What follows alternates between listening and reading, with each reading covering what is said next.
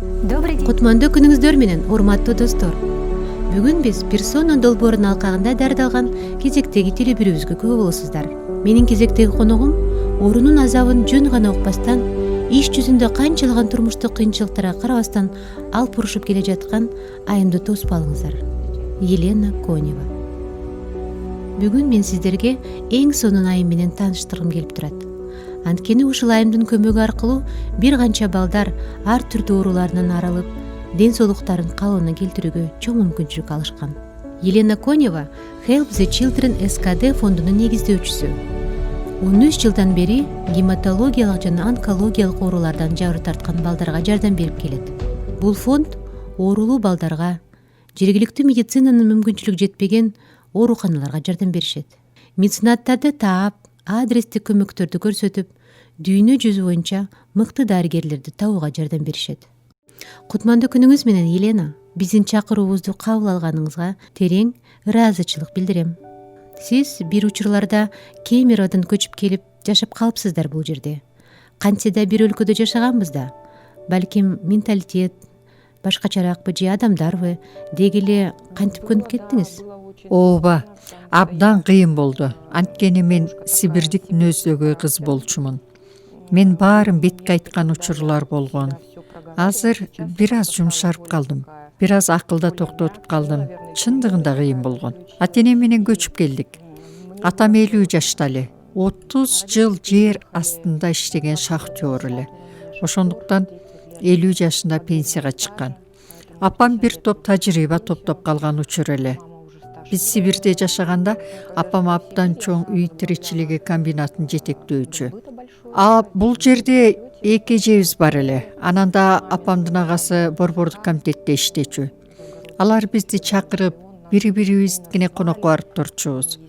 Анан эле мага кургак климат керек деп айтышты. Анткени өпкөмдөн көйгөйлөр жаралып, менин дартымдын айынан ата-энем Бишкекке көчүп келишти. Ошондон бери ушул жерде жашап калдык. Сиз жогору окуу жайды кайдан аяктадыңыз эле? Ушул жерденби? Мен Кемеровдо жүргөндө эле тигүү өндүрүшүндө технолог элем. Бул жерден Арабаев атындагы университеттен клиническая психология адистигин аяктадым. Албетте, кечирээк окудум. Бир учур болду. Ушунчалык өз жан дүйнөмдү түшүнүүгө кызыктым. Мен үчүн психология дайыма кызыктуу болчу. Кийинчерээк өтө маанилүү болуп калды. Ушул өңүттөн алганда институт мага жардам берди. Менин жолдошум Кузбастагы политехникалык институтту бүтүрүп, шахтада драйвер болуп иштегенге жетишти. Ошондуктан мен аны жана атамды шахтерлор күнүндө куттуктаарымды билет. Бул жакка келгенден кийин бир топко чейин кездемелер токуучу Камболду комбинатта иштеди. Ал учур абдан сүрдүү эле. Бирок ошол эле учурда мен Киргизия фирмасынын баш кийимдер бөлүмүндө иштеп жүрүп, өз алдыбызча ишкердүүлүк кылууну чечкенибизде жолдошум экөөлөп чогуу иштей баштадык. Мына ошондон бизнес башталган турбайбы? Ооба. Баш кийимдерди үйдө тикчүбүз. Биздин чоң цехибиз бар эле. Апам, мен баарыбыз тигер элек. Алексей да баарын жасачу. Андан соң базарда соода кылдык. Суукта машинада уктап жүргөн күндөрдү дайым эстейм. Анан алгачкы капиталыбызды жыйнагандан кийин чет өлкөлөргө чыга баштадык. Алексей Кытайга барып товар алып келе баштады. Кандай гана оор таңгактарды өздөрү кандай жүктөгөндөрүн эстеп айтып калам. Кандай кыйынчылык менен ийгиликке жетишкендерибизди азыр эстейбиз. Менимче сиздин жолдошуңузду Народный дүкөндөрү жана Ысык көлдөгү Каприз пансионаттардын негиздөөчүсү катары билишет да. Бунун баары эле асмандан түшкөн сыяктуу эле. Же сиздерге ата-энеңиздер же туугандар тарабынан кандайдыр бир капитал менен жардам бериштиби? Жок, биз акырындык менен баштадык. Айтып жатпаймынбы? Кантип базарда уктаганыбызды. Алгач биз Аламөдөн, андан соң Дордой базарларында соода кылдык. Азыр ал жактарда шарт жакшырды. Каалаган учурда каалагандай тамактанса болот. Амурда түндө барчубуз, бир машина жүрөр эле жетишпесек калып калчубуз. Бүрүшүп, бөгүлүп уктаган күндөр болду. Суукта таң эртеден соода кылчубуз. Алгачкы күндөр ата-энебизбиздикинде жашадык. Тамактанып, ичип, жеп, алып кайра эле бирдеме менен алек болуп иштей баштачубуз. Анан дагы Кытай товарлары дагы ошентип улам көбөйүп жатты. Бир ирет Алексей Кытайдан пиво алып келди. Анан Сибирская корона мекемесинин партнеру Константин Синков менен таанышып, алгачкы народный магазини Токтогул Калык Акиев көчөлөрүнүн кесилишинде ачылды. Мына ошентип уламдан улам күч алып жатты. Сиздин жолдошуңуз аябай бай деп кээде айтып калышат. А мен айтам, анын баары асмандан түшкөн жок деп. Ооба. Олигархка эч ким турмушка чыккан эмес, баарын чогуу жасашкан. Мына азыр эле үй бүлө курарда кандай бүлөдөн экен, туугандары ким экен деп сурашат. А мен айтар элем, үй бүлө 2 жаштын сүйүүсүнүн негизинде гана курулуш керек. Биздин учурда эч кимден эч нерсе күткөн эмес, сураган эмес. Баарыбыз чогуу иштеп, чогуу таап, бирге кыйналып, бирге кубанчыбыз. Илен, айтыңызчы, эмне үчүн сиз жалгыз эле балалуусуздар? Мүмкүн убактыңыздарды жумушка көбүрөөк бөлгөнсүздөр го дейм. Билесизби, кээде өкүнгөн учурлар да болот. Анын үстүнө балабыз орукчал төрөлгөндүктөн 5 жылга чейин мага төрөөгө болбойт деген врачтар. Албетте, жаш өткөн сайын түшүнөт экенсиң. Мен баарын айтат элем азыр. Баарын өз учурунда жасаш керек деп. Качан акылыңа келгенде өтө кеч болуп калат. Азыр уулуңуз үй бүлөлүү болду да, Ооба, пандемия учуруна туш келип калды да. Испанияда Россиянын элчилигинде баш кошту. Келинибиз өзүбүздүн эле кызыбыз Кыргызстандан, кыргыз улутунан, абдан жакшы кыз. Алар Чехияда таанышкан. Сиз келиниңизди көрүнүктүү адамдын кызы деп айттыңыз. Ооба, чыгармачыл инсан Адил Чекиловдун кызы. Биз баарыбыз бул жерден тааныштык.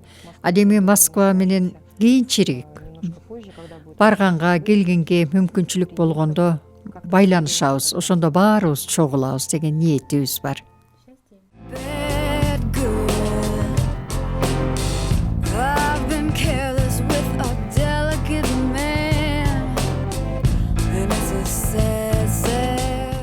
Балаңыздын дарты тууралуу укканыңызда сизге абдан чоң сокку болду го дейм.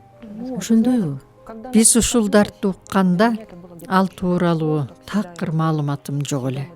Адатта биз дайыма бизде эмес, кимдир бирөөлөрдө, алыстагы кимдир бирөөлөрдө деп ойлойбуз. Албетте 2006 жыл биздин үй бүлө үчүн өтө оор болду. Анткени атам да рак илдетинен каза болду. Атам өпкөсүнөн рак эле. Бул дартка чалдыкканы кесибинин кесепети деп ойлойм. 30 жыл жер астында шахтада иштеш оңой эмес да. Атам 2006 жылдын март айында каза болду. А биздин уулубуз 27 августта ооруду. Ошол учурда мен да жок болчумун. Ден соолугумду чыңдаганы кеттим эле. Жолдошум да өлкөдөн сырт жакта болчу. А уулубуз чоң энеси менен калган эле. Ал спорт менен машыгып, сууда сүзүү жана тенниске барган, спортко абдан кызыккан бала эле. Эгер жаңылбасам, уулуңуз 15 жашта беле? Ооба, ал 16 жашта эле. Жетилип жаткан курагы болгон экен да. Ал спортко абдан кызыкчу. Спорт аны алга сүрөп турду. Ал эч качан бир жер ооруса айтпаганга аракет кылчу. А бул дартка чалдыкканда ал өзү айтат: көзүм бозоруп эч нерсе көрбөй жатам деп коркуп кетти. Мына ошондон баштап ооруканаларга бардык, кан тапшырдык, кандын анализи чыкканда эле дароо онкологияга жөнөтүштү. Ал учурда мен Железноводскийде ден соолугумду чыңдап жүргөм. Албетте, мен шок болдум.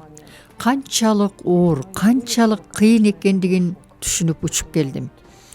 Мен келип, кранды ачып чайканып, өзүмдү, үнүмдү калыбына келтирдим. Андан соң жадырап, маанайымды ачык кылып ооруканага бардым. Тамашалаштым, ар кайсы окуяларды айтып бердим. Ошондуктан мен ата-энелерге дайым айтам: эч качан балдарга көз жашыңарды көргөзбөгүлү деп. Анткени эне менен баланын сезими өтө күчтүү байланышта. Эгер эне ыйласа, бала ооруну жеңүүгө болгон ишенимин жоготот. Тилекке каршы ушул жылы эң мыкты дарыгерибиз Байзакова Дамира Өмүрзаковнадан ажырап калдык. Жаңылбасам, дарылоочу врачыңар болчу да, Ооба, ал бирден бир эң мыкты врач, медицина илимдеринин доктору, профессор, жылдын мыкты дарыгери, Кыргыз Республикасынын эмгек сиңирген дарыгер эле. Москвадан окуп, илимин Москвадан жактаган. Алгач уулум чоң энеси менен ооруканага түшкөндө лейкоцити 25-100 миң болгон, а норма 7 эле. Дамира Өмүрзаковнан жаткан жери жайлуу болсун. Ошондой акыбалдан уулумду чыгарган. Анан баары башталды. айтыңызчы, бул дарт кандайча пайда болду? Кокусунанбы же кандайдыр бир белгилер болду беле? Билесизби, ар түрдүү жагдайлар түрткү болду. Биринчиден жетилип жаткан учуру. Анан ал 14 жашына кызамык менен ооруган. Бул кеч козголгон инфекциялык оору болгондуктан бул дарттын күчөшүнө өбөлгө болот экен. Абдан көп факторлор бар. Ал эми генетикалык жактан да кандайдыр бир процентти түзөт. Албетте, мен абдан көп ойлондум. Өзүмө да, врачтарга да абдан көп суроолорду бердим. Эмне үчүн биз? Уулум да чоңоюп калгандыктан, эмнеге мен жашоодо эмнени туура эмес кылдым деп сурайт. Сен эмес, биз балким туура эмес кылдык.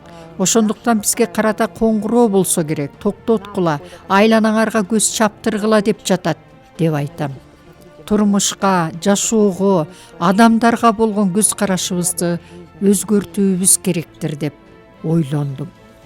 Билишимче, сиздер алгач бул жерден дарыланып, андан соң Германияга учуп кеттиңиздер. Ооба. Бул жерде 2 жума дарылангандан кийин төз эле Венерге учуп барып, ошол жактан көпкө дарыландык. 1 жыл эч жакка чыкпай дарыландык. Ошол жактан донор издедик. Мюнстер клиникасы эң мыкты алдыңкы клиникалардын бири экен. Учурунда Горбачевду аялын ошол клиникада дарылаткан экен. Мен дайыма оң жагын көп ойлоймун.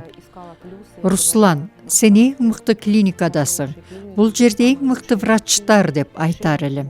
Эки өлкөнүн эң күчтүү врачтары чечимдерди коллегиально кабыл алышчу. Себеби ошондой чоң тажрыйбалар менен да ал клиникада биздин лейкемия менен дарылануубуз биринчи жолу катталыптыр. Өзгөчө формасы болгонго дейм.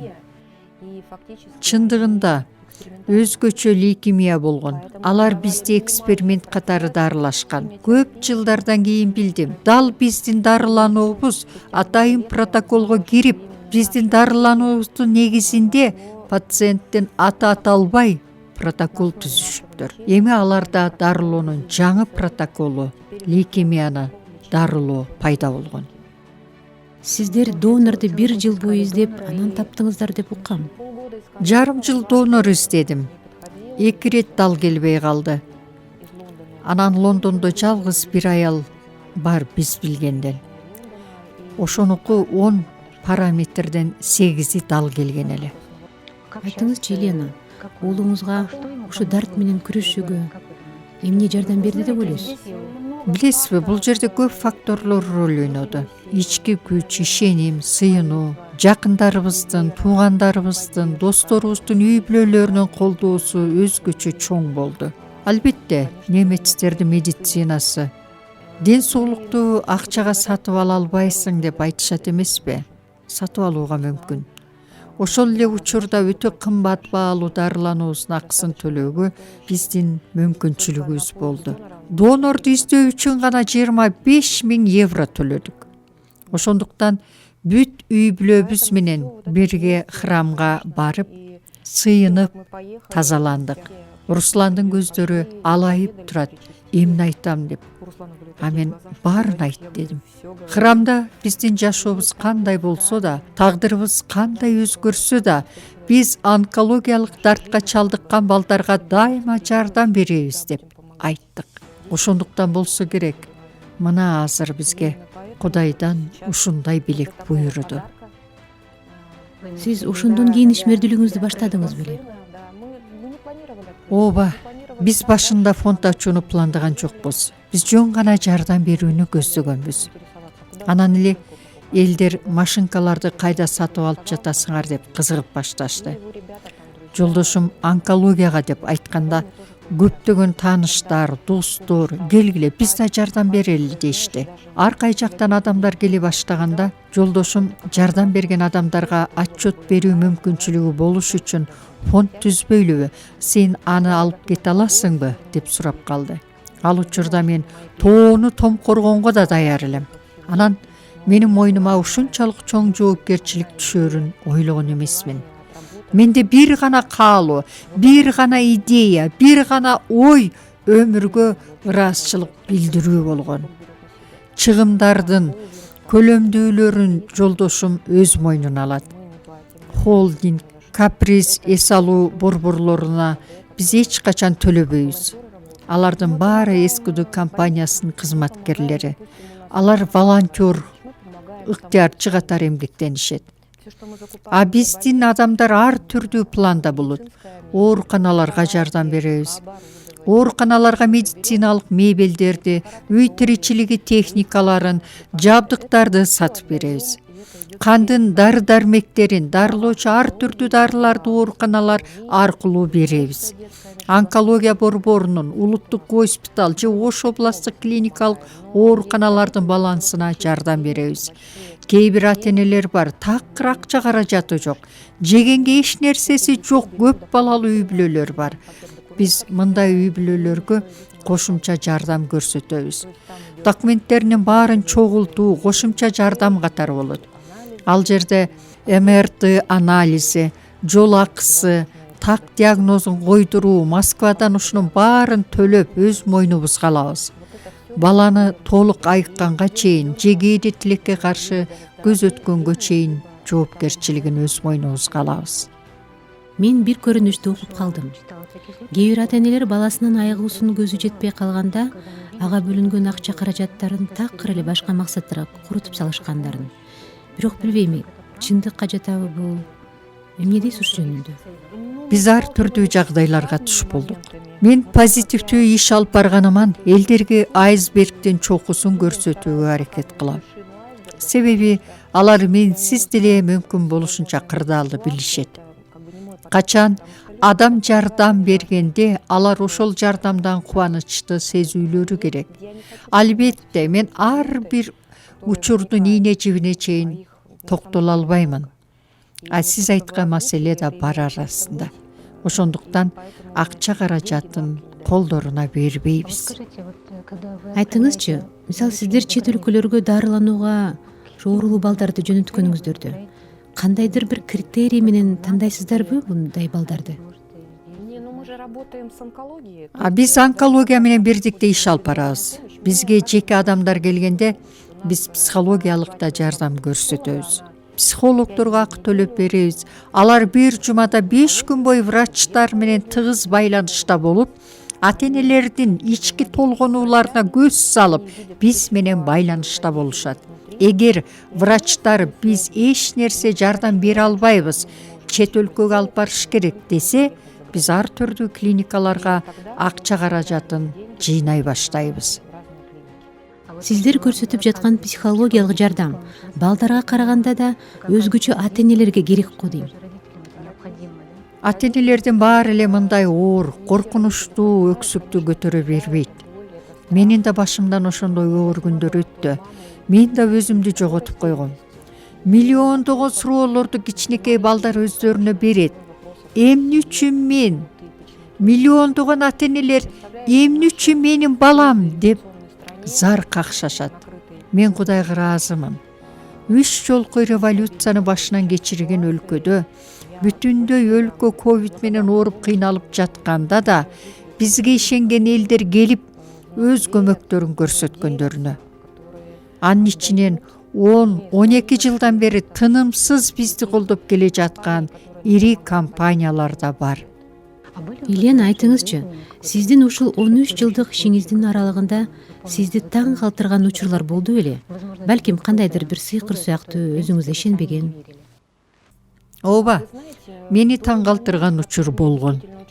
Биз онкологияга 42 комплект жаздыктарды жана шейшептерди алганбыз. Баарын жаңырттык. Менин жардамчым Дордойго кеткен. Биз көбүнчө оюнчуктарды да башка нерселерди Дордойдон сатып алабыз. Эң мыктысын тандап соодалашып алабыз. Ал бир нече контейнерлерди кыдырып, бир контейнерге кирип 42 комплект алабыз. Канчадан бересиз дептир. Ал аял сураптыр. Кайда алып барасыз деп. Ал буклеттерди берип, биз онкологиялык фондбуз, балдарга жардам беребиз десе, тиги аял ыйлап кириптир. Көрсө, ал аялдын 10 жыл мурда баласы онкологиялык дарттан каза болгон экен. Дал ошол түнү баласы түшүнө кирген экен. Баласы талаада ойноп жүргөн жеринен апа жардам бер дептир. Ал аял мен өзүмдү сүрөттөп бериптир. Бети жашка жуулган бойдон чачы тигинде өзү момундай деп айтып жатып, ошол силер экенсиңер деп айтат. Биз ушул окуяны сүйлөшүп олтурганыбызда денебиз дүркүрөп жаман болдук. Ал аял кыргыз эле. Кудайга ишенүүчүлүгүбүз ар башка болсо да, биз кандайча түшүнө аян болуп кирдик деп аябай таң калдым. Бул нерсе мени абдан таң калтырды. Жана дагы бир жолу ынандым. Чындыгында биз абдан туура багыттагы жолдо экенибизге жана бизди Кудай колдоп жатканына. Айтыңызчы, Елена, сизге ушул иш менен алек болгонуңузду жолдошуңуздун ишкердүүлүгүнүн арты менен жасап жатат же башка эмне менен алектенмегиле? Бардык жактан камсыз болгон мырзанын жары деп айткан учурлар болду беле? Чындыгында ошондой болгон. Ал тургай кылаарга иши жок да деп да айтышты. Жана башка ушул сыяктуулар. Анткени элдер муну кошумча статус катары эсептешет экен. Бир учур болгон, бир мырза келип, мен сизди көптөн бери байкап жүрөм. Байкашыма караганда сиз акча табыш үчүн эмес, анда кандай максат менен иштеп жатасыз деп. Ал мен балдарга жардам берүү десем, жок дагы кандай? Эмне үчүн сиз бул иш менен алектенип жатасыз? Ошентип көпкө чейин талашып, тартышып, сүйлөштүк. А мен бактылуу аяктаган жеке трагедиябыздын тарыхын көрсөтүп, айтып бергенимде, мен эми баарын түшүндүм, деди ал киши. А сиз ойлонуп көрдүңүз беле?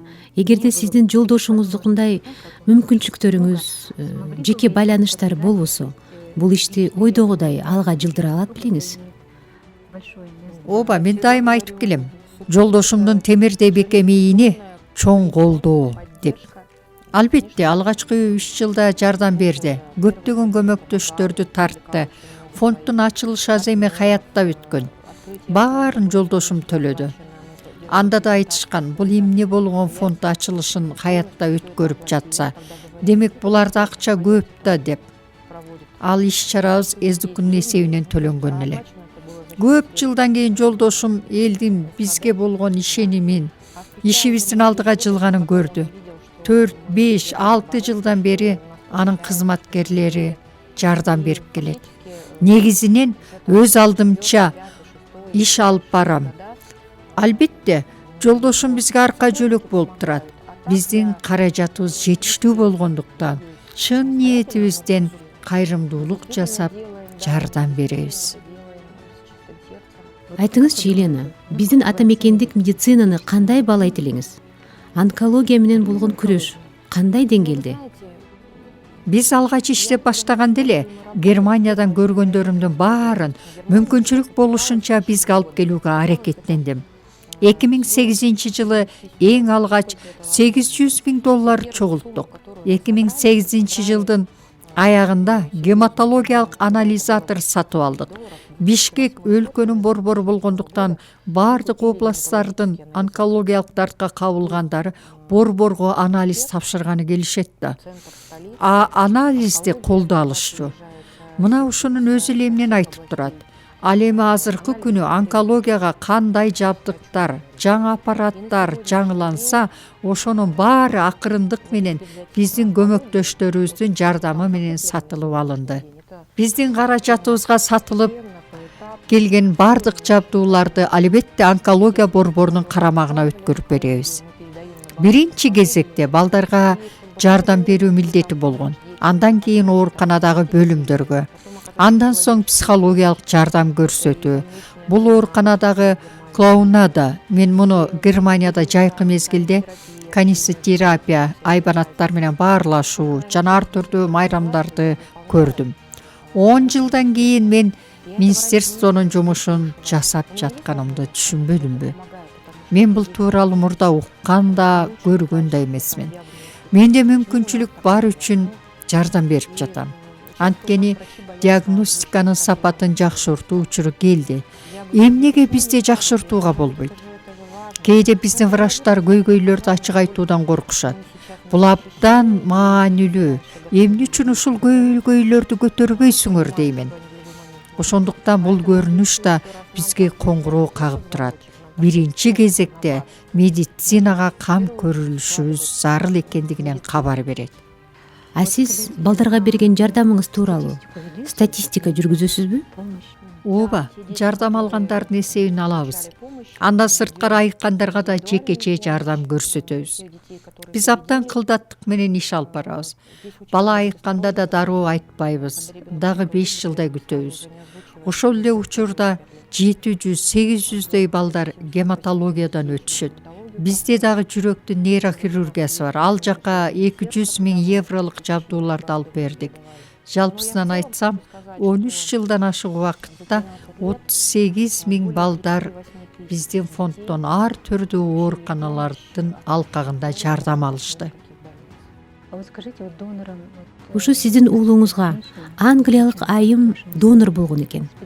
Элдин ою боюнча сен донор болсоң сөзсүз түрдө бир органыңды донорлукка беришиң керек деген түшүнүк бар. Бул лейкемия дартында донорлуу болуу кандай болот экен? Мээнин сөөгүнө донор болуунун 2 варианты бар. 3 айлык баладан баштап донор болсо болот. 1 жума бою бутуна атайын лейкоцитти активдештирип иштетүүчү дары менен укол сайылат. Анан алар канга аралашат. 1 жума бою ушундай ыкма менен укол сайылат. Качан гана лейкоцит канда жетиштүү болгондо донордон кан алынып, андан соң канды тазалайт. Ал эми мээ сөөгүн алмаштырууда ал сыртынан капельницада эле көрүнөт. Же болбосо экинчиси өтө олуттуу варианты. Бул жердеги сөөгүктү алып, улап мээнин сөөгүн жасайт. Мен 10 жыл бою канчалаган кыйынчылыктарга карабай, менин кыялым бар эле. Мен дайыма биздин донор менен жолугушууну кыялданат элем. Мен ал донор аялдын Лондондо жашаарын билчүмүн. Мен 10 жыл бою ошол аялды кучактап, колунан өөп, тизе бүгүп, таазим этким келип жашадым. Канча жолу оюмда ал аялга кат жазышымын, ыраазычылык билдирип. Мына ошол жолугушуу эч бир унутулгус жолугушуу болду. Ал аялга биз 10 жылдан кийин жолуктук. А сиз 10 жыл бою атайын жоболорун карманып кабар албадыңызбы? Донор болгон адамды сиздер билбешиңиз керек да, 5 жылда оорунун кайра жаралуу коркунучу бар. А дагы 5 жыл ушундай лейкемия оорулары үчүн шарттуу мөөнөт. Ошентип 10 жылдан кийин анда да эгер донор макул болсо жолугууга болот. Ошондуктан ага Мюнстер клиникасынан чалышып, ал донор болгон бала апасы жана үй бүлөсү менен жолугушууну каалашкандыгын айтышканда, ал шалдайып эмне дээрин билбей креслого кулап олтуруп калыптыр. Анан ыйлаптыр. Мына ошондон кийин адресин алып жазышып баштадык. Анан биз барып, ошол жактан орус ресторанына заказ кылып, ошол жерден жолуктук. Алар орустар менен эч кандай мамиле түзгөн эмес экен. Ал Германияда жашаган немецке донор болдум деп ойлоптур. Мен абдан көп белектерди алып баргам. Кыргызстан тууралуу, англис тилинде китеп, кийизден жасалган буюмдарды алып бардым. Андан соң аларды сиздер Бишкекке чакырдыңыз деп укканмын. Ооба, чакырдык. Алар келип атышканда кайда баратасыңар? Кыргызстангабы деп тааныштары алар Афганистанга келе жаткандай эле таң калышыптыр. Биз аларга 2 жуманын ичинде Кыргызстандагы эң кооз жерлердин баарын көрсөттүк. Алар абдан ыраазы болуп кетишти. Мен аларга ушундай сюрприздерди дагы көп жасагым келди. Деги эле Джейн менен Алан менин мамилемди өзгөрткөнүн айткым келет. Мен англичандарды сууз абдан карманган калк деп ойлочумун. Жок. Биздин биринчи жолугушубузда ал бизди бир аз эртерээк көрүп калып, жолдун берки өзүнө Русланга чуркап келип, аябай кубанганынан секирип жатты. Мен бул кубанычтуу көрүнүштү карап туруп токтоно албай ыйлап жибердим. Биз кучакташып, бир көз ирмемде бир туугандай болуп калдык. 100 жылдан берки жакын тааныштардай сезимге бөлөндүк. Биз ресторанда отурганда менин жолдошум, карачы, Руслан экөөңөргө караганда Джейн менен Руслан окшош экен. Анан ал сүрөттөрдү карасак, абдан окшош экен. Биз экинчи апасына жолуккандай эле болдук. Биз абдан көпкө сүйлөшүп олтурдук. Мен эмне үчүн донорлукка барганын сурадым. 30 жыл мурун ушул оорунун айынан жакын курбусунун кызына донор табылбай каза болгон экен. Азыр медицина өнүгүп, мурда анализ тапшырса, азыр шилекейден эле тапшырып, ошол эле жетиштүү экен. Ошол шилекейден эле донорлукка дал келеби, келбейби, алса болобу, болбойбу, ошолорду аныктап коюуга мүмкүнчүлүк бар экен. А бизде Бишкекте барбы? Жок, бизде донордук база. Ошондуктан мен ушул маселени көтөрүп жатам. Мисалы балдар онкологиясын, балдар клиникасын базасына которуп, бириктирип түзсө болот. Мен бул этаптарды баарын басып өтүп баратамын. Себеби дүйнө жүзү боюнча онкогематология бул бүтүндөй биримдикте турат. Бул балдар адистештирилген ооруканасында пульмонолог, невролог адистер менен бирге базасы болуш керек. Кечиресиз, донор болуш үчүн лаборатория эле жетиштүүбү? Жетиштүү лаборатория болуш керек. Алардын баары сактай турган база түзүү зарыл. Ошондуктан Россия менен кызматташууга болот деп айтып жатпаймынбы? Бизде гистологияны да Орусияга жөнөтөт да, туурабы? Анда мунун баарын эле бириктирсе болчу да экен да. Ооба, баары бир мамлекеттик деңгээлде кызыкчылык болуусу зарыл.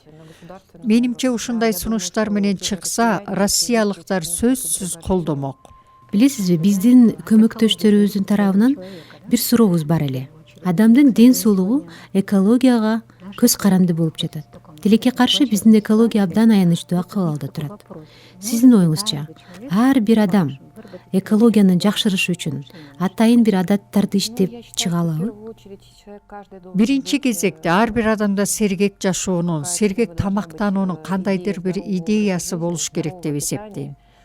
Мындан 30 жыл мурда кандай помидорлорду, бадыраңдарды жечү элек, кандай сүт иччү элек, азыркы азыктарчы сөзсүз түрдө бизге таасирин тийгизип жатат да.